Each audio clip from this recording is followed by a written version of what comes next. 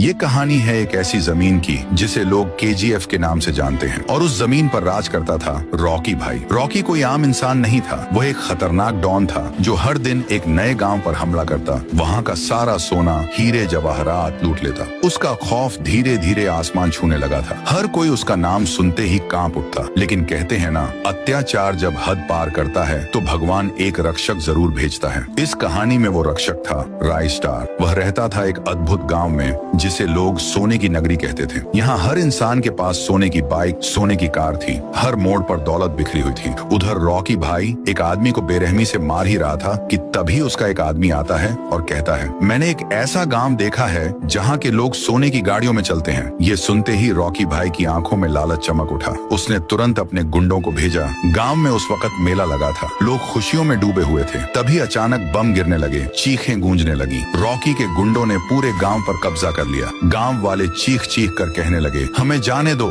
लेकिन उन दरिंदों को कोई रहम नहीं आया। गांव के एक कोने में छिपे हुए थे ज्ञान भाई। उन्होंने ये सब अपनी आंखों से देखा और सीधा दौड़े राइस्टार के घर। राइस्टार किसी से बात कर रहा था, तभी ज्ञान भाई हांफते हुए अंदर आते हैं। राइस्टार पूछता है, क्या हुआ ज्ञान, बहुत परेशान लग रहे हो। ज्ञान भाई बोलते हैं, गांव पर हमला हो गया है, जल्दी चलो वरना सब मारे जाएंगे। राइस्टार बिना एक पल गंवाए अपनी लैम्बोर्गिनी निकालता है और दौड़ पड़ता है। उधर गांव में एक गुंडा हंसते हुए बोलता है, अब कौन बचाएगा इन सबको। तभी एंट्री होती है राइस्टार की। जैसे ही आता है, दो गुंडों को हवा में उछाल देता है, तीसरे को पकड़ता है और कहता है, जाकर अपने बॉस से कहना जिस गांव पर वो कब्जा करना चाहता है उसका रक्षक मैं हूँ। वो गुंडा डर से कांपता हुआ भागता है और रॉकी भाई को सारी बात बताता है। रॉकी भाई गुस्से में दहाड़ता है, किसकी इतनी हिम्मत कि मुझे चैलेंज करे, अब तो उसे जिंदा नहीं छोड़ूंगा। अगले दिन फिर से हमला होता है, लेकिन इस बार हथियार नहीं, जंगल से निकले खूंखार जानवर गांव पर टूट पड़ते हैं। तबाही मच जाती है, सैकड़ों लोग मारे जाते हैं। सिर्फ ज्ञान भाई और कुछ लोग ही बचते हैं। रॉकी भाई जोर से चिल्लाता है, कहाँ है तुम्हारा हीरो राइस्टार। ज्ञान भाई गुस्से में जवाब देते हैं, अगर वो आ गया